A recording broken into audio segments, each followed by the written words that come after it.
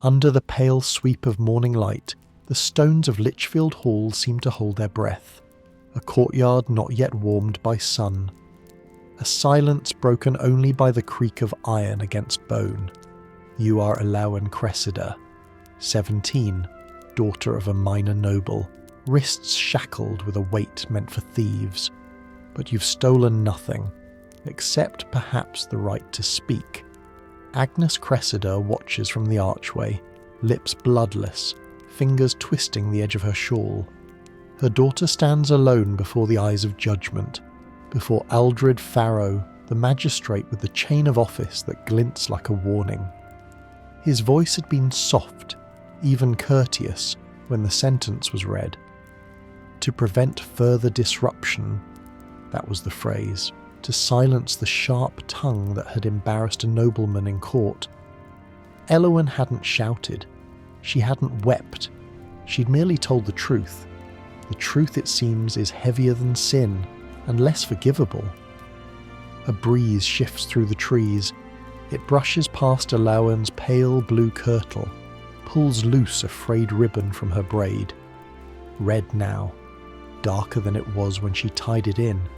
The stain small but impossible to miss. It had come from the cuff, when she first fought the guards. She doesn't fight now. The fight has drained from her, or been drained. The ribbon trails on the ground behind her, dragged like the hem of a forgotten wedding dress. Agnes moves forward. Just a step. Her voice catches. Please, she's only a child. But Aldred does not meet her eyes, and Elowen does not turn. She stares ahead, lips pressed shut. She is learning the value of silence. She is learning it costs more than speech ever did. Her breath fogs faintly in the air, though it is summer. The chains at her wrist chime with each tiny tremor in her limbs. The guards shift their weight but do not speak. The hall waits for something, for a cry, a collapse, a confession. It does not come. If innocence can be punished like rebellion, what fate awaits ordinary women in spaces ruled by fear? You taste iron in your mouth, not blood, just the idea of it. Because you know what comes next. You've heard the stories, the iron bridle with its tongue spike, the shame mask carved like a beast's grin. They call them devices of correction, but they are cages built for the body and for something deeper, for the soul. Aldred clears his throat. A clerk scribbles, and Elowen closes her eyes, just for a moment. She sees the corridor ahead, the stairs, the hallway with the scent of damp stone and rotting paper, the magistrate's chamber with its long oak table, the hammer waiting to fall. Agnes whispers her name, so soft it might have come from Elowen's own lips, but no one moves, not yet, because in this place, justice takes its time, and cruelty always waits with patience. Behind her the ribbon flutters once, then stills. The square is already full by the time the door creaks open behind you. Lichfield's air is thick with morning heat, though nothing feels warm. Not the stones under your bare feet, not the faces that have gathered. Some curious, others delighted, many silent. You are Elowen Cressida, noble born, though no one says it aloud now. Not with the iron mask dangling from the bailiff's hand. Not with the magistrate's seal stamped to your sentence. Not with the bridle waiting. It looks harmless at first. More rust than shine, more hinge than threat. But you've heard how it works. You've seen the red around another woman's mouth, the one who once spoke out about a butcher's cheating weights. You remember how she bled through her lips, how she no longer spoke to anyone even years later. Now it is your turn. The bailiff does not make eye contact. Aldred Farrow does, but only for a moment. Just long enough to remind you this is mercy. That other girls have been whipped, drowned, branded. You should be grateful. The metal is cold against your temples. You flinch as it clasps behind your skull, pressing hard against the base of your head. You try not to cry out, because the real pain hasn't started yet. It comes with a spike, a narrow rod, curved like a serpent's fang set into the inside of the muzzle. As the bridle tightens, it forces your tongue down, back, still. You cannot speak. You cannot swallow. You cannot even scream. Only blink. Only breathe. Only wait. They pull you out into the light. The bell attached to your jaw swings gently with each step, chiming once, bright, high, childlike. You're led through the square like a dog on a leash, iron clinking at every turn. And still, no one speaks. Not the men on the stairs who watched you grow from child to woman. Not the wives who once smiled as your mother passed by. Not the old baker who gave you your first sugared fig. Their eyes are on the bell. Their ears are on the silence. You pass a child who points. Her mother pulls her close. You do not know if it is to shield her or to warn her. You cannot look down. The spike won't let you. So you see only faces, and above them, clouds. Seraphine Marvel stands near the edge of the fountain, the deep burgundy of her dress cutting through the drab crowd. She says nothing. Her silver mourning pin catches the light. You think for a moment that she might step forward, might reach out, but she doesn't. The law is older than compassion. The bell chimes again. A boy laughs. You blink harder now, not to see, but to push back the tears burning the corners of your eyes. Tears that will fall anyway. They do. One trails down your chin and slips into the iron. The bell sways. If your hands were free, you would rip the ribbon from your braid. But it's still there, red and dirtied, clinging like memory. They turn you again, circle the square, a second lap, a third. Your legs ache, your jaw is fire. You're still Elowen, but you're also not anymore. You're what happens when a voice is punished for sounding like truth. The bridle digs deeper, the crowd disperses like mist. Only the bell remains, swinging, chiming, grieving. A question, unanswered. A girl, silenced. And the sound of mercy echoing like iron in the sun. Afternoon light barely reaches the stones below Lichfield Castle. Here, the air does not move. It waits. It watches. It thickens with the breath of women who learn too late that words can wound the speaker more than the accused. You are Elowen Cressida, and you have been led down, deeper than shame, deeper than memory. The dungeon does not scream. It hums, with rust, with mould, with the faint rattle of chains and the scurry of unseen things. Marjorie Vreeden stands at the edge of the room. Her hands are wrapped in her apron, wrung until the linen tears. Her eyes are red, her lips tremble. She does not speak. She is not allowed.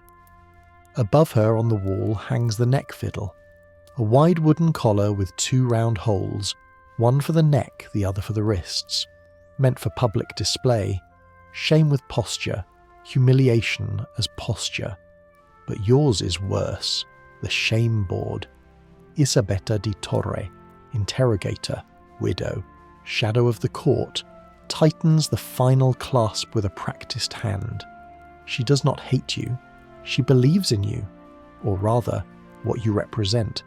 A caution, a reminder. A girl born into comfort who thought her mind could be shared with the world. The iron band circles your neck. You feel it press just behind your jaw where skin softens. Another plate pins your shoulders. A third jerks your head back, fixed to the collar below. You cannot bow. You cannot turn.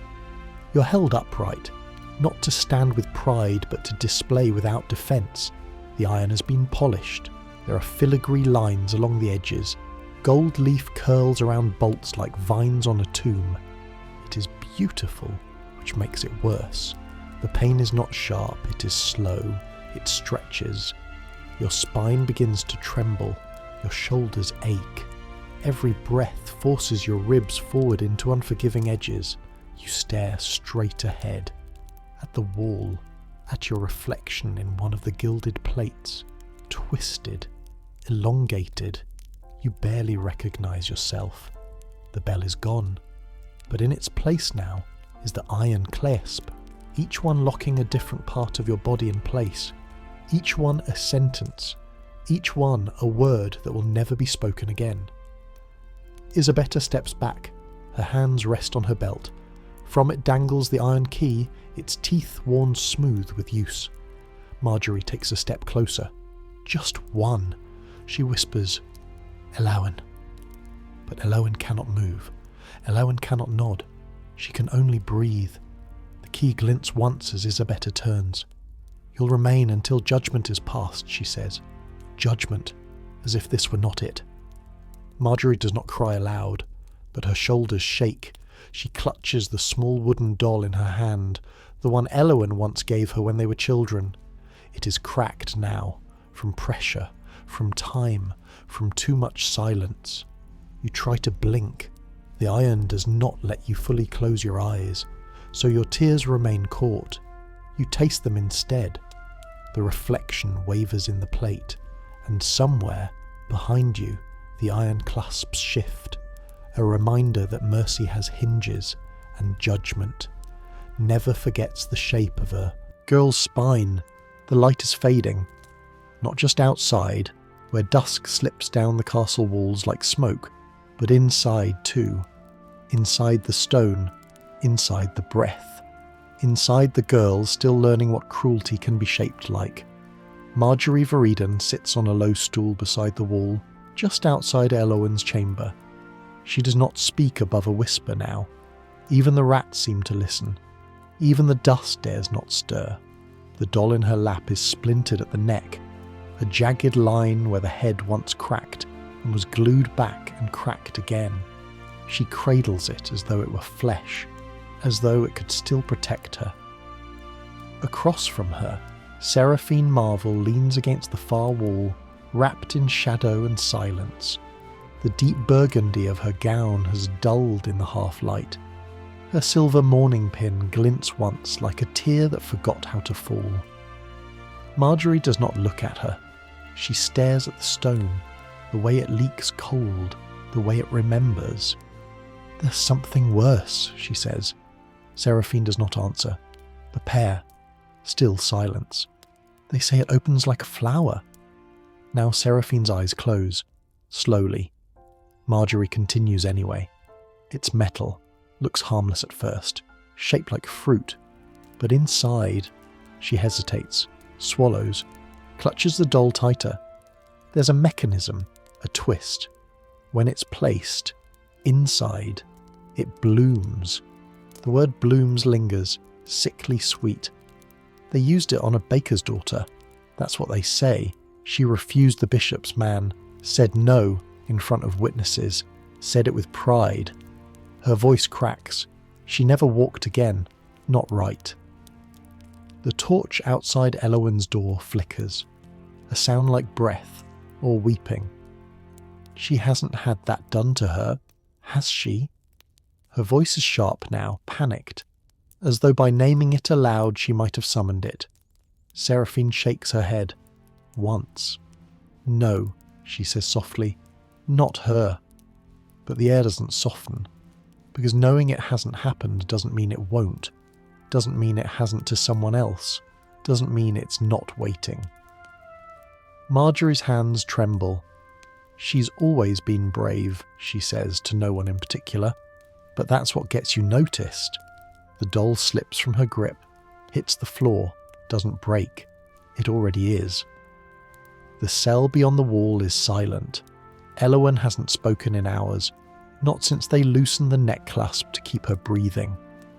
Marjorie thinks of her friend's mouth, of the spike that used to press her tongue, of the way iron reshapes not just flesh, but memory. She cannot stop shaking. The doll lies face down. The cracked wood stares into the stone. "She used to braid ribbons into my hair," Marjorie murmurs. "Said it made me look like I belonged in court. I said I'd rather belong nowhere." Seraphine still does not move, but something inside her seems to exhale, a thread unravelling, a mother's ache turned sideways. Outside, the wind shifts. Somewhere down the corridor, chains stir. A door slams shut, and still, Elowen says nothing. Not because she is gagged, not because she is gone, but because some silences are stitched so deep into the body, no scream could reach them. The pear does not lie in this cell, but it hovers, its petals closed, its shadow wide. Night in the hidden wing feels deeper than sleep. No torchlight dares linger here. The stone is warm, not from fire, but from the breath of horrors that left their shape behind. Seraphine Marvel steps lightly. Her slippered feet leave no sound. Only her shadow moves with weight. She has come before, never with purpose, only with the ache of needing to know, to see what Elowen might have seen. Tonight, Isabetta waits for her. The interrogator stands beside a heavy wooden table. On it, gleaming with unnatural care, rests the iron spider, also called the breast ripper. Seraphine's breath hitches just once. 4 curved claws, each tipped with a hook. The metal curves inward, as if meant to cradle something. But this is not a cradle. It is a promise. They were heated in coals, Isabetta says calmly as though explaining a recipe. Red hot, then clamped to the breast, sometimes one side, sometimes both. Seraphine does not speak. She cannot, because suddenly she sees Elowen, not in body, but in memory, in the ghost of a girl who should never have been near such a thing. Elowen's silence. Elowen's eyes when the bridle came off. Elowen's slow breaths through cracked lips. The girl had not screamed, not once. That alone frightened Seraphine more than any flame. "Do you want to know why it was used?" Isabetta asks. Seraphine's voice is cold. "No," but Isabetta answers anyway. "For liars, for blasphemers, for women who bore children out of wedlock, or failed to bear any at all." Silence settles like dust, heavy, gritting between teeth. The claws catch the torchlight. A doll lies on a nearby shelf, left by someone, years ago perhaps. Its painted face cracked straight through the cheek. Seraphine's eyes lock on it, the same break as Marjorie's, the same line of rupture. She walks toward the table, slowly. Each step feels stolen, as if she's walking through someone else's memory. "This wasn't used on her," she says, a statement, not a question. "No," Isabetta replies, "but it could have been. And somehow that is worse, because the potential hangs heavier than proof, because Elowen lies upstairs, silent, still, and all the while, justice sharpens its claws on the bones of what might have been. Seraphine places her hand near the iron, but not on it.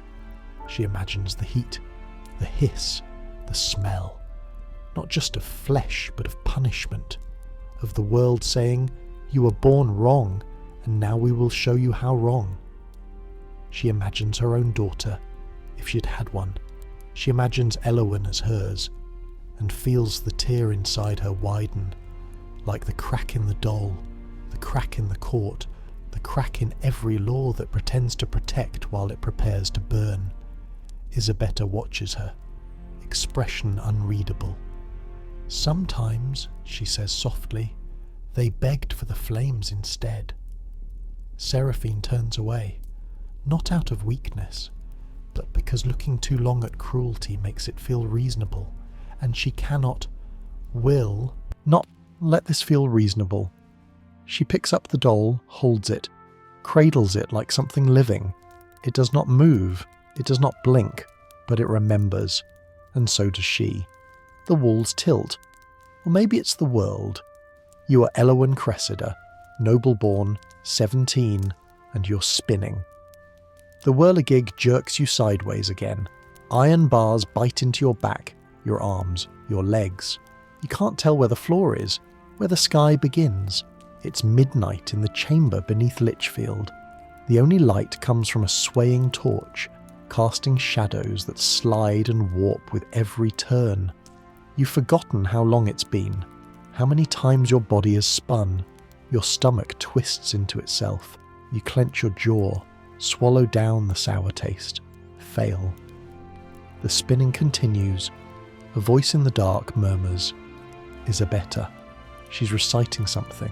A prayer, a law, maybe just a count. You don't know, because your ears ring with a sound that doesn't belong to this world, a thrum that lives inside your head now, like the snapping of thread, like the cracking of bone, like the crack in the doll you used to hold. Marjorie had it last. You saw it once, split across the cheek, its painted face frozen in an expression you now wear yourself. You hear her voice, not near, not far, just somewhere. Stop it. Please stop. But she's not speaking to you. She's speaking to the metal, to the law, to the spinning cage that takes the body and breaks the mind. The whirligig turns again, this time slower, a tease, a lull, a pause before the next plunge. You close your eyes, but they don't stay closed. The movement pulls them open, forces you to see the torch, the stains on the floor, the shadow that might be a rat, might be a memory, might be a scream you haven't yet let out. Your breath comes in gasps now, not from pain, but from disconnection. Where are your hands? Where is your name? Are you still Alawan? Are you still anything at all? The bars tighten slightly, the world turns again, but slower this time, slower still, until the whirligig stops. Your limbs are trembling. One boot has slipped halfway off. The leather strap around your wrist is soaked with sweat. Isabetta's footsteps approach. "You'll sleep now," she says, though it's not a question, not a mercy. She unlocks the hatch. You fall forward, not gracefully, not with relief, just down, like something dropped. A thing, not a girl. The torch fades behind you as the door creaks shut again. You lie still. You count your fingers. 1, 2, 3. You forget the rest. Outside, Seraphine waits in the corridor. She's not slept. Her back aches from standing. Her soul aches from watching. She presses her hand to the wall, feels the vibrations of your madness through the stone. The cracked doll rests inside her cloak, close to her chest. She does not cry. There is no sound, only the slow echo of the spin that continues inside your mind, even after the cage is still. Morning breaks like a question, soft, slow, uncertain. Light spills across the stone floor of Lichfield Hall, touches the hem of a discarded cloak, the edge of a ledger, the faint smear of something too red to name. You are Alawan Cressida, but the name no longer fits. You sit on the edge of the magistrate's bench, no chains on your wrists, no bridle on your mouth. The iron clasps are gone, the ribbon is gone, only the silence remains. Aldred Farrow stands behind the table. His voice trembles as he speaks, not with guilt, but with fear of what's been seen, what's been whispered. The town has turned, not with fury, not yet, but with unease. Mothers refusing to let daughters fetch water alone. Bakers speaking with eyes cast down. A girl, they say, a nobleman's daughter, made a spectacle, made a warning, made a ruin. The parchment in Aldred's hand flutters. "You are released," he says. The words float, untouched. You do not rise. You do not nod. Rourke Blackwood steps forward from the edge of the chamber. He hasn't seen you since the shame board, since the silence began. He does not recognise the girl before him. Your face is thinner, lips split at the corners, eyes fixed on something past the wall. He says your name. You do not answer. He kneels, gently touches your hand. It's cold. It doesn't move. Marjorie stands behind him. She clutches the doll again, its head now broken completely from its body. She tries to hold it together in both hands, as if she can mend what's been split. Seraphine watches from the far side of the hall. She wears mourning black, not for a funeral, but for something she knows will never come back. She remembers your laughter, remembers the bell that once rang from your hair, now silenced. She looks to the floor.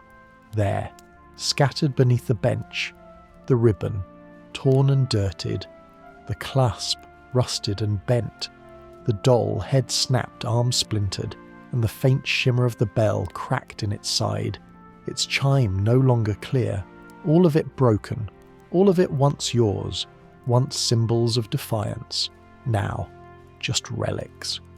Aldred clears his throat. Elowen, do you understand? You're free to return home. You blink, once, then again. Rourke whispers, we can leave now, anywhere you want. We'll start over. Your voice doesn't come, not because it's gagged, but because it's forgotten how. The courtroom falls still. No one dares approach, because freedom was never meant to look like this. They thought they'd silenced you, and perhaps they have, but silence, when forced, becomes a wound that echoes louder than any scream. Marjorie kneels, places the broken doll in your lap, tries to smile, fails. You look down at it, and for the first time, your fingers move, only slightly, only enough to brush the splintered edge. Seraphine steps forward, slowly.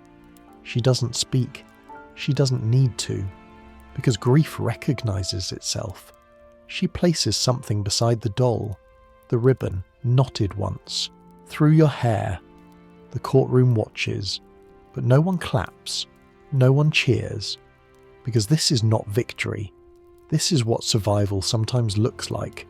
Barefoot, bruised, silent, and whole in body but nothing else. You rise. Rourke takes your arm as if to steady you, but you are already steady.